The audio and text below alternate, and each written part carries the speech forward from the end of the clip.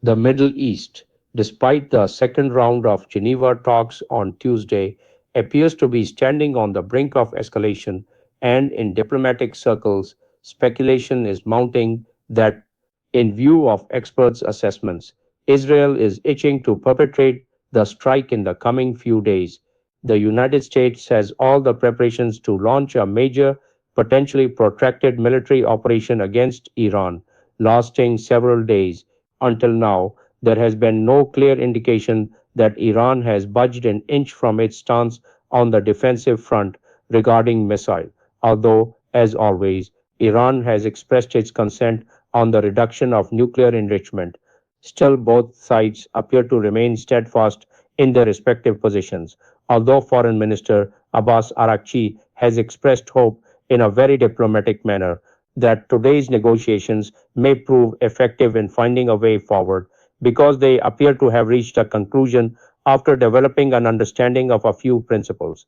During the past 4 days, several statements by US President Donald Trump have further strengthened the perception that Washington will no longer remain limited to a diplomatic impasse, but that military action is also being actively weighed at the highest levels, with the attack launching plan seeming to have been finalized.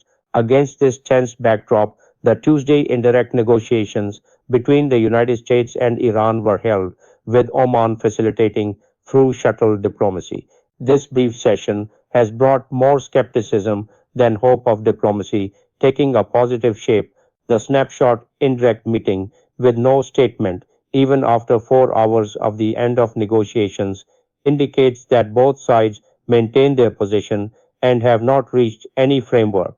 Such a situation can translate into heavy war machines intensely deployed around Iran now being made use of. On the other hand, the Supreme Leader's statement is also firm, as he warned that the US warship deployed in the Gulf could be sunk, stating, "We constantly hear that they have sent a warship towards Iran.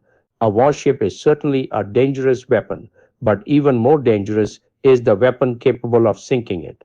US officials stated on Friday that the Pentagon is deploying an additional aircraft carrier to the Middle East, along with thousands of additional troops, fighter jets, guided missiles, destroyers, and other weapons capable of conducting and defending against attacks. On the other hand, an acceleration has been seen in US military preparations in the Gulf. According to military experts, these are not merely symbolic measures, but part of preparations for a possible phase two, which President Trump himself has also mentioned. According to him, if matters are not resolved through diplomacy, the next phase will be extremely harsh for Iran, a warning that underscores the severity of the potential escalation.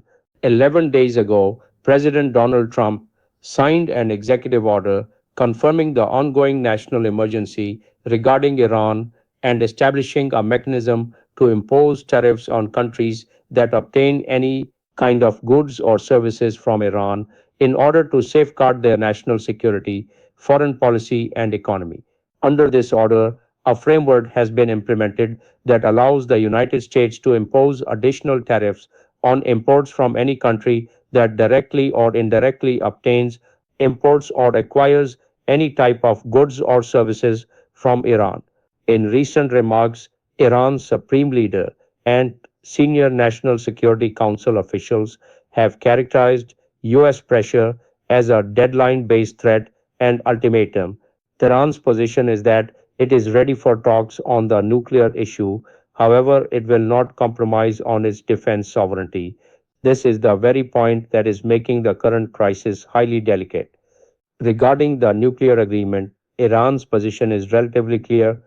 Iran is not only willing to restore the 2015 Joint Comprehensive Plan of Action, but is also ready to discuss additional measures such as reducing the level of uranium enrichment. This is the same agreement from which the United States unilaterally withdrew in 2018. The Iranian foreign minister stated in his social media message on Monday, "I am in Geneva with real ideas to achieve a fair and equitable deal. What is not on the table, submission before threats." If both sides remain firm on their respective positions, the risk of confrontation in the region may further intensify. If the United States takes any decisive action against Iran, this conflict could trigger a new phase of instability in the region. In that situation, naval movement in the Persian Gulf and the Strait of Hormuz may not only be restricted but completely halted, which will have immediate repercussions on global oil supply and prices.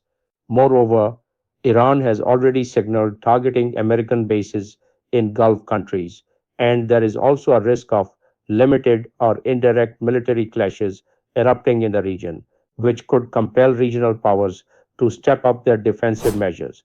Although negotiations are persistent on the diplomatic front, in the context of the current tension, the United States may potentially escalate pressure on Iran and opt for a short term military action.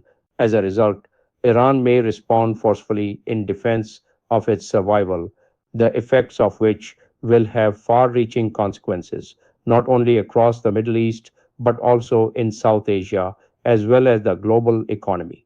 In such a situation, the balance of power in the region may shift with international powers stepping in to alter the trajectory of events.